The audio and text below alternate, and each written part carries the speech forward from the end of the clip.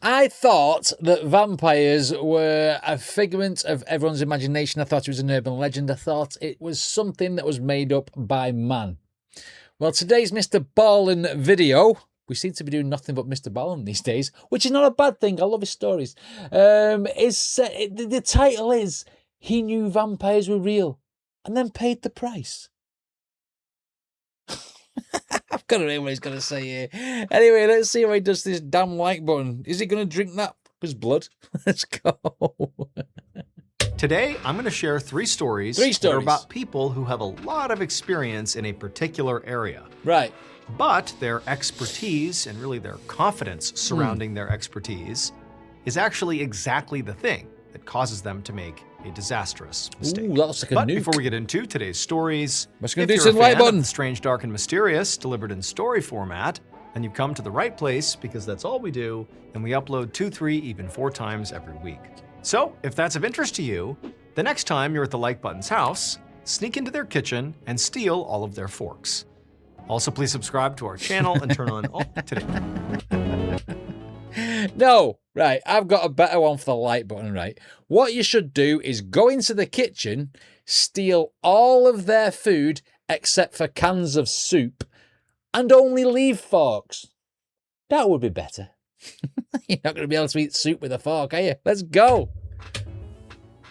Oh, and what was the first story called? Protection. Right, let's go. Protection from forks.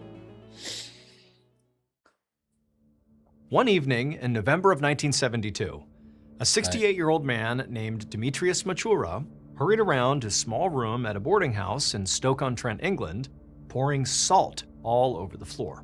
That's just about 35, 40 minutes away from where I live, Stoke-on-Trent. Let's go. It's where Slash was born. You know, from Guns N' Roses. And as he did this, he looked out the window and saw the fading daylight and knew he had to hurry. However, running around like this was really taxing, especially on his lungs, because for decades he had worked in this very dusty pottery factory. Right, his lungs really had taken a toll on COPD. him, so moving faster was really hard to do. But he really needed to push through the pain and the discomfort and finish what he was doing before it got dark out. Because when it got dark out, that's when the vampires came out. This ain't Blade. So Demetrius had immigrated. Hey, and there ain't no vampires in Stoke-on-Trent. Unless you're talking about, like, blood-sucking, like, accountants and solicitors. Come on. There ain't no vampires. Dark out, that's when the vampires came out. So Demetrius had immigrated from Poland about 25 years earlier. Right. And in his home country, vampires were not just, lore, but actually they were a huge part of the culture and were often spoken about as being very real dangers that people should be scared of. Right, and okay. Recently, I'll ride Demetrius, despite now living in England, of course, he had begun hearing about a lot of vampire sightings here. A few years ago, he started noticing these news reports about a vampire that was living in London's Highgate Cemetery. And also around the same time he began seeing those reports, he also learned about these 2 girls who had been attacked by a vampire in the English countryside. Probably by a person. And Demetrius, he just could not believe how people were just not that panicked about this. I mean, Demetrius was terrified. Because we're not in Poland. We're not in Poland where you lot believe that there's vampires. We're in England. We've got a little bit of sense. Grown up being scared of vampires, that obviously, played a role in his reaction to these sightings now in England. Okay. But still, he's thinking, like, why aren't more people scared about this? But even more than that, when Demetrius would actually talk about, these vampire concerns that he had with people in England, he found most people thought it was fake. That they thought that, these news reports and, all that stuff, it was just made up. It was fake. And then they would kind of look at Demetrius as sort of like an idiot for thinking that that was real. Like, come on, vampires aren't real. But to Demetrius, he just felt like, you know what? Those people who don't believe in this very real threat that obviously is getting worse here, those people, they're the idiots, not him. And so Demetrius, instead of, trying to defend his position or try to convince anyone to believe what he believed, he decided to just do what he had to do to protect himself. And he knew exactly what to do. So Demetrius, he had a whole routine of things he would do to protect himself from vampires when he Garlic, was living in Poland. steaks. And mostly he had Holy abandoned water. that routine when he came to England. But now, since these sightings, he had brought back that routine, and it was very extensive. He had added on to it, made it more elaborate, but it was something he now did every single night, because vampires only come out at night. So the that's salt when is. you need protection. So before Demetrius climbed in bed at night, he would pour salt all around the room. Fuck off. That's witches. He's been watching Hocus Pocus, man. The flaming fucking, what is it? Flaming rain of death. Burning rain of death. And he would also scatter fresh garlic cloves everywhere, since those were both very toxic to vampires. Yeah, of course And then they after are. that, he would go up to each of the crosses that he had on his wall to make sure they were properly secured, because crosses are known deterrents to vampires. Right. And then typically, after checking all the crucifixes, That took a while. he would go around and maybe do a little more salt, a few more garlic cloves, and then once everything was in place and secure, he would climb into bed. And the moment his head hit the pillow, he would feel his heart rate finally start to settle down. Because he's done that much work throwing salt and garlic and checking crosses that he's knackered. Because he knew that, at least for this night, he would be safe. And so in November of 1972, Demetrius just continued every night doing his vampire protection But he burned procedure. through some food and that. Even though some people thought this was very strange and very paranoid of him because vampires aren't real, right? Well, it wasn't hurting anyone. Demetrius felt better when he did it. It was just sort of his own thing, and so he just continued to do it, and it didn't cause any problems. Right. Until November 24th of that year. 12 days later. So on that day, just before 10 p.m., Police Constable John Pye of the Stoke-on-Trent Police Department, he walked up to the entrance of Demetrius's boarding house. He was here to do a wellness check because the landlady of this place had called the station to tell them that she hadn't seen one of her tenants, Demetrius Machura, in about a week. Right, and was starting to worry about him. I thought he was going to come round and say the guy's mental is a well-being thing because he's been putting salt and cloves of garlic and everything around his house. But okay, let's run with it. So now Pye knocked on the front door, and a few seconds later, this older woman... Pie knocks on the front door. There's plenty of salt for that pie. Let's go. about him. So now Pye knocked on the front door, and a few seconds later, this older woman swung it open, and she introduced herself as the landlady, and then she let Pye inside and led him down a hallway and stopped in front of Demetrius's door. And so Pye knocked, and he called out to Demetrius, announcing that he was the police, and he was just here to make sure he was okay. But there was no sound coming from inside the room. And then when Pye reached down and tried the handle, he found it was locked. And so after knocking a few more times and calling out and still not hearing anything from inside, Pye told the landlady to go ahead and step back because he was going to knock this door down. Boot in, right? So Pye, Okay. he leaned back and then rammed his shoulder against the door. Foot. And actually, it swung open really quickly. Oh, okay. And immediately, Pye and the landlady were hit with this really strong smell of garlic that was coming out of the very dark room in front of them. And so Pye immediately yells into the room for Demetrius, but there's no response. And so Pye, he reaches in and tries to find a light switch, and he does, and he flips it on, but it wasn't working for some reason. So Pye, he pulled out his flashlight off his belt, he clicked it on, and then he walked into the room. And right away, Pye felt like this small, dark room was the most bizarre, creepy space he had ever been inside of. There was what appeared to be salt all over the floor. Look at that. And there were also cloves of garlic, like everywhere, not just on the ground, but also up on windowsills. And then at some point, Pye swept his flashlight from the wall over to the bed in the back of this room. It's basically like a one-bedroom apartment. And he sees the bed, and he sees there was a definitive human-sized lump under the sheets. And so right away, he had a good sense of what it was. And so Pye, he walked across the floor, stepping on garlic and salt as he went. And when he reached the bed, he pulled back the sheets, and under the sheets was the very obviously dead body of Demetrius Machura. Okay. Pye heard the sound of the landlady who had followed him inside by this point. She gasped because she's seeing, what's inside of her boarding house here. Yeah. And at this point, even though Pye was like very sure Demetrius was dead, just to be sure, he reached down and he felt for a pulse, but there was none. And also Demetrius's skin was very cold and very pale. However, despite how very obviously deceased Demetrius was, Pi looked around and couldn't really make sense of exactly how he had died. I mean, there was no denying that he was in a very strange location, but No he shit. couldn't really picture how the salt and the garlic and the crosses could have had anything to do with his death. You know, Right. maybe it was just the insanity of a dying man who crawled into bed and he died in here or something, but it was like, there's no visible wounds, there's no blood anywhere, there's nothing. It's just this weird, creepy room this guy's in, and he's just dead. Is there no blood because the vampires have drunk it all? Dead under the sheets. It was just bizarre. But there was one thing about Demetrius that in Pi's mind was pretty disturbing. I mean, even more so than what he was already seeing. And that was that Demetrius, he had died with this terrified looking expression on his face. Like his mouth was wide open, like it was frozen as if he'd been screaming as he took his final breath, which made Demetrius wonder if maybe when he died, his death had been quite painful or just terrifying. I was Like scared to maybe death. Demetrius had seen something, like as he died. Was he scared of something as he was dying that caused his face to sort of freeze in this expression? However, that made Pi think that maybe this was a homicide. You know, that the victim, Demetrius, was scared of the attacker, and that's why he looked the way he did. The attacker is attacking him, maybe. and he's reacting. But Pi's looking at the body thinking, I don't think this was a homicide because there's just no injury anywhere. So what would the attacker have done? Like, how could they have forcibly killed Demetrius without Post-mortem, leaving you any need. marks anywhere? Now, Pi knew he was not going to get any real answers here without an autopsy. But while he was here, he could at least do a search of the room and also canvass the neighbors, starting with the landlady.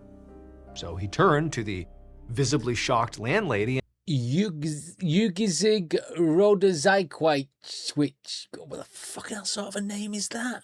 And asked her, like, hey, what's the deal with all the salt and the crosses and the garlic? Like, what's that about? And surprisingly, she shrugged it off, like, it was just no big deal. It's just what Demetrius did. And when Pi was like, what do you mean? She explained that Demetrius had a really serious phobia of vampires. And these were measures he took to protect himself from vampires. Yeah, it's mental For a health. second, Pi just stared back at her, like he couldn't believe what he was being told. But then he was also thinking, like, all right, I'm looking around the room. makes This sense. is already totally weird. So actually, in a way, that sort of tracks. However, Pi wasn't sure if Demetrius's apparent delusion around vampires really had anything to do with Demetrius's death or not. Right. Or if this is just a quirk of the case, that this man died, you know, however he died, and also was scared of vampires. He didn't know. Yeah. But for now, Pi was just incredibly curious and absolutely determined to get answers. Okay. A little over a month later, Police Constable Pi was sitting at his desk in police headquarters reading a library book about vampires. So Demetrius's case was actually on pause while Pi waited for the autopsy results. Okay. But even though he really couldn't do much until those results came in, Pi himself just couldn't stop thinking about Demetrius's creepy room and all his vampire stuff. So, I mean, I imagine you see a room with like weird stuff in it like that. It's salt and garlic, and the guy's died with like a weird look on his face. That's going to stick in your mind for a while, isn't it? You know what I mean? You're going to be thinking about that for weeks and months later. on his own, Pi had become a little bit obsessed. Now, Really? there was a possibility that Demetrius had simply died from some illness in his sleep. Right. Pi had learned that Demetrius had actually been sick a lot before he died, and that he'd worked in a pottery factory that really affected his lungs. So Pi knew that it was entirely possible that Demetrius had some form of potter's rot, which was a lung disease that a lot of pottery workers got from the Oh, okay. bad air in the Never factory. heard that before. But potter's rot was like this slow-moving, sort of compounding sickness. It was very progressive, but over a long period of time. And Demetrius apparently had died suddenly. And Pi had spoken to all of Demetrius's neighbors, and they all said, you know, in the time leading up to his death, he wasn't showing any obvious sign of getting sick, or getting sicker, I should say. Yeah. Like there was no progression happening. He seemed normal and then was just dead. So that sort of confirmed That's that crazy. potter's rot seemed unlikely. Additionally, when Pi spoke to the neighbors, They also communicated that it didn't seem like Demetrius had any obvious enemies. So the idea that there had been some kind of invisible foul play like poisoning also didn't really make sense. And so without any other theories to work on, and without the autopsy results yet, Pi had been doing a lot of research on vampires. Now, he was certainly not about to consider that a vampire had killed Demetrius. Facts. But the scene of Demetrius's death was just so weird that Pi couldn't get past the feeling that somehow vampires must have had something to do with his death. He's what he's doing there is because he's traumatized by the crime scene. He's trying to make it into a logical situation, and it's not logical. You know what I mean? Just because someone thinks there's vampires and they take measures to like stop the vampires doesn't mean that's actually true. Do you know what I mean? So far though, his research really hadn't helped clear that up. But just then, Pi's phone rang, and when he answered it, his heart began to race because it was the coroner. And the coroner said the autopsy was done. And the coroner told Pi that he was never going to believe what that autopsy had come on. It would turn out Pi had been right. Vampires had everything to do with this death. On the night that Demetrius died, he had done all the things he usually did to keep himself safe before he climbed in bed. But unlike the other nights when he had done this procedure, this night, his routine had not worked. So Demetrius, along with spreading salt all over his room, also put garlic cloves everywhere, since that was one of the most famous ways to ward off vampires, and so he did it every single night. And one of the places, in addition to the floor and the windowsills, that Demetrius would put these cloves at night, one of those places was his own mouth. And he'd become really good at keeping that garlic clove under his tongue while he was asleep. He's choked to death, the dickhead. But on that night in November, something went wrong. While he slept, the clove slipped out from under his tongue, went down his throat, and got stuck.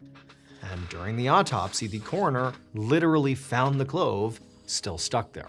So it was determined that he had died from choking on it. So I'm not laughing because he's dead. And don't get me wrong, that's not what I'm saying.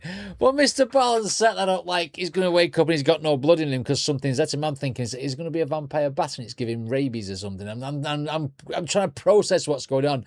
And the daft has put garlic in his mouth, gone to sleep with some in his mouth and not expected it to like go round his mouth and down his throat when he's asleep. Come on, Demetrius. So, while garlic cloves may have played a role in protecting Demetrius from vampires, it also killed him. Unfortunately, it was literally the clove itself that killed him. What an idiot. And this is what I'm saying about mental health. And sometimes it drives people to a point where they think that absolute horse shit is reality, shall we say. Do you know what I mean? Anything that's a legend, anything that's been made up, anything that's fabricated, if they believe it's real, then they take them measures. And that has killed him. Oh, goddamn. Bucktooth is the next one. Wow. One fall afternoon in the late 9th century, a Viking leader named Sigurd Eysteinsson rode his horse. This has got to be the furthest one back. The only thing further back than that now is bloody Jesus. Right, let's go. 9th century, a Viking leader named Sigurd Eysteinsson rode his horse across this large field in northeastern Scotland. Riding on either side of him were two of his all commanders, the UK cities and behind the three of them was Sigurd's entire army. This field they were traveling across was about to become a battlefield. Like Braveheart. And Sigurd and his commanders were riding out to meet the leader of the opposing army who would be taking part in this battle, a horrible buck-toothed man named Mile Brigta. And Mile was actually already in place at the meeting spot, right in the middle of this battlefield. Ooh. And he was on his horse, and he was flanked on either side by two commanders as well. And then, well behind him was his sea of warriors that would be taking part in this battle. So Mile, he ruled a kingdom called Murray, which was a large area in the north of Scotland. Yeah. And Sigurd wanted to conquer it.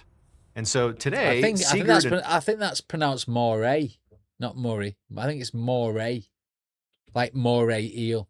North of Scotland. And Sigurd wanted to conquer it.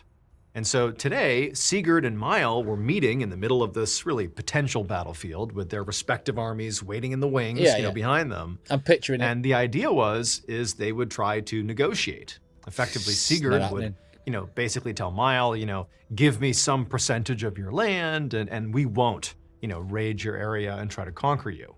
And it was sort of on Mile to determine if that was a worthy thing or not, or if it was better to just stand your ground and fight. Sigurd was not worried because he knew that ultimately he was going to win that fight. He's Not outnumbering only him or did something. Sigurd's Viking army vastly outnumber the Murray, but Sigurd himself was just far more accomplished on the battlefield than Mile. Fair play. Sigurd was actually known as Sigurd the Mighty, and he was this famous, fearsome warrior who'd spent the last 2 decades ruthlessly conquering parts of Scotland for his king back in Norway. Mile, on the other hand, was not really feared or respected like that, certainly not by Sigurd.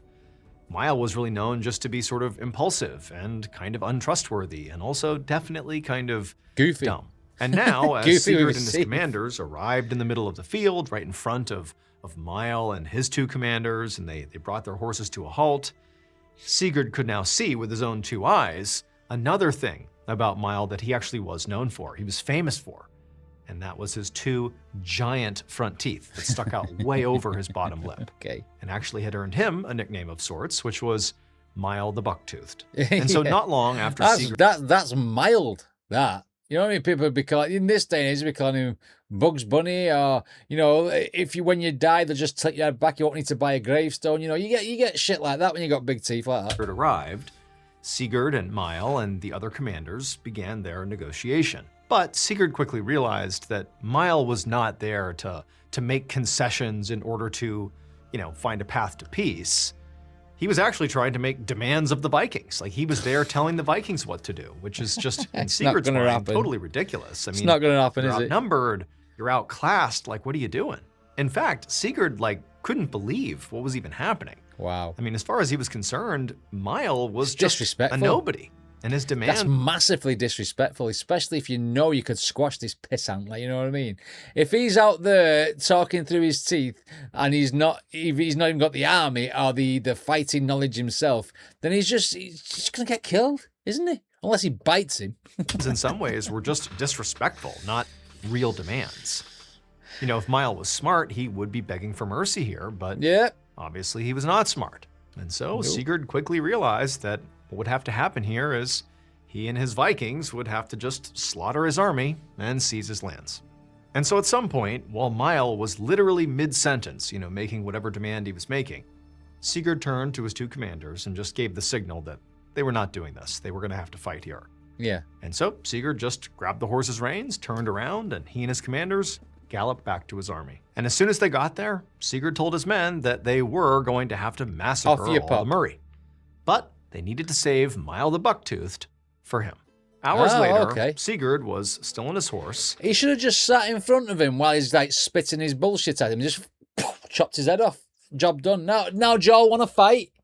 Don't run back to your army and do that. Just whack his head off and that'll be it. Because you're there in front of him. You know what I mean? He could probably save a warrior. Just kill the one person, Maybe they'll join you. But this time, he was leading what remained of his victorious Viking army down this dirt road away from the battlefield and back towards their camp. Sigurd, like basically all of his men, was totally exhausted, but he was also full of adrenaline because the battle was over and it had gone exactly the way he knew it would. His soldiers had completely destroyed Mile and his army, and he, Sigurd, had personally killed Mile. Right, so now, as Sigurd rode along here, he looked down at Mile's severed head, which he himself had removed from his adversary's body, and then he had attached the head to his saddle. Yeah, as they do as a trophy. And the head's dangling near his legs, and Mile's eyes are wide open and looking vacantly up at Sigurd, and his mouth was wide open as well, creepy. which only sort of made his front teeth look even bigger and hang out even more. And as what's going on with these Mr. Ballen videos today when everyone who's died has got a weird look on their face? You know what I mean? Sigurd gazed down at this head, it's giving me visuals. He couldn't help but smile as a wave of just pure satisfaction washed over him. During their pre-battle negotiations, Mile had just been unbearably annoying and sort of offensive. And so Sigurd was thrilled he'd gotten the best of him and now had his head dangling right near his legs. Like, that is just perfect for Sigurd. And now that Mile the Buck-toothed was dead, Sigurd was one step closer to conquering all of Scotland. Yeah. So he gave out this loud, triumphant war cry, and his men answered him with cheers. Then Sigurd spurred his horse into a full gallop. However, just a few days later, everything had changed for Sigurd. By this point, Sigurd was now laying under a wool blanket in this stone shack in one of his Scottish settlements, and he was screaming in pain. Because over the last couple of days, he'd gotten incredibly sick, and now he was delirious, and he had... Maybe he caught his leg on Bucktooth's teeth, and it spread a disease, because in the 9th century, there would have been medicine at all. Would there have been medicine? I don't know. Know nothing about the 9th century, but I imagine Bucktooth had the last laugh. That's quite a funny thing to say there, actually. Such a bad fever that he was both covered in sweat and also shivering nonstop. And then at some point, the doctor who had been taking care of Sigurd came into the shack to check on him. And after looking him over, the doctor just shook his head and told Sigurd that he had done all he could, but the sickness, whatever it was going to kill him. Oh, shit. And Sigurd, when he heard this, he felt nothing but rage. Not because he was dying, but because he knew that he'd actually been very wrong. He had not gotten the best of Mile the Buck-toothed. Mile the Buck-toothed had clearly gotten the best of him. So it would turn out, after the big battle, after, Sigurd had won so triumphantly, as he was riding along, carrying along with him the head of his adversary, Mile's severed head, well, as he began galloping faster and faster, and he's cheering for his men, they're so triumphant, and everyone's cheering along, as he's going faster and faster, the head, the severed head, began bouncing, because of the movement. Yeah. And remember, Miles got those big 2 front teeth. He's got a nickname, Mile the Buck-toothed. I was only joking. Well, those teeth, as the head jostled around, began puncturing Sigurd's thigh. I was only joking. He was so jacked up on adrenaline. He's galloping off. He's looking down. He sees blood all over. I have inadvertently solved the case. I made a joke. His teeth had the last laugh. No way. Notice it, because he was so jacked up on adrenaline. He's galloping off. He's looking down. He sees blood all over his legs, and he's thinking it's got to be Miles' blood from the fact that his head's been cut off. But no. Contaminated blood. It was actually Sigurd's blood from the punctures from Miles' buck teeth. And so in the end, even though Sigurd did, successfully kill Mile, he won the battle, well, it would turn out that Mile wasn't done with Sigurd, because Mile ultimately caused Sigurd's death because those punctures got horribly infected. It's like sepsis. There was no antibiotics to cure the infection, and ultimately Sigurd died. Wow. Wow. Should have just left his head where it was. Killed by the teeth. Bit off more than he could chew. I can't believe that. I was joking. Paying the toll. Hey, Sigurd just paid the fucking toll, didn't he? Let's go. That's bizarre. Around 2 p.m. on July 11th, 1978, Okay, a back man in the named 70s. Francisco Imbernon Valenia drove down a highway a few miles outside of the coastal town of La Rapita, Spain. Right. Earlier, Francisco had left the warehouse where he worked, and he was now driving back toward the city where he lived. And so Right. far, this drive had been very uncomfortable and sweaty since it was really hot out today, and he didn't have air conditioning. And also, he was just very annoyed. Because before he had left the warehouse, he'd gotten into a disagreement with another employee. So Okay. Francisco was in his 50s, and he had been doing his job for years. And while for sure he was a bit of a curmudgeon about certain things, he was also Curmudgeon? really experienced and self-sufficient. But for some reason, I can honestly say, I've never heard of the word curmudgeon. What does that even mean? Mr. Ballen got some crazy lingo. he was also really experienced and self-sufficient. But for some reason, this other younger guy, this coworker of his who worked in a completely different department, had felt the need to micromanage him and start telling Francisco how to do his job. Oh, shit. And he'd That's even never had gonna the end well. audacity to tell Francisco that if he didn't listen to him, listen to this criticism and change your behavior, if you don't do that, you're gonna regret it. Needless to say, Francisco did not appreciate being told how to do his No. job. especially by some young Curmudgeon. idiot here. And so in the moment, during their confrontation, Francisco had simply ignored the other employee and kept doing his work. As you would.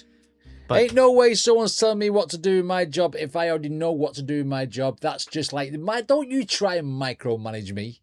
I know what curmudgeon means, I don't. Francisco had simply ignored the other employee and kept doing his work. But in reality, the whole thing had really bothered him. It's patronizing. And even now, as he drove down the highway, it was all he was thinking about. He was just totally stewing over what this guy told him. He's mad. Up ahead, Francisco noticed a sign that said a few toll booths were coming up. And now Francisco felt a whole new wave of irritation about these stupid tolls. He thought they were a complete ripoff. And so he made a point to never pay them if he could help it. And luckily for Francisco, on this particular route, he did know a way around these tolls. It was a back route that did take a bit longer, but it saved him money. Plus, it ran right by the ocean, so it was very scenic. And so at the next exit, he pulled off the highway and began taking this long cut. About half an hour later, around 2:30 p.m., Francisco drove down a narrow I've never road. heard a long way round called a long cut. A short cut because you're cutting things out, but a long cut, it's a long way round, isn't it? Maybe I'm being too picky. About half an hour later, around 2:30 p.m., Francisco drove down a narrow road that ran right along the ocean.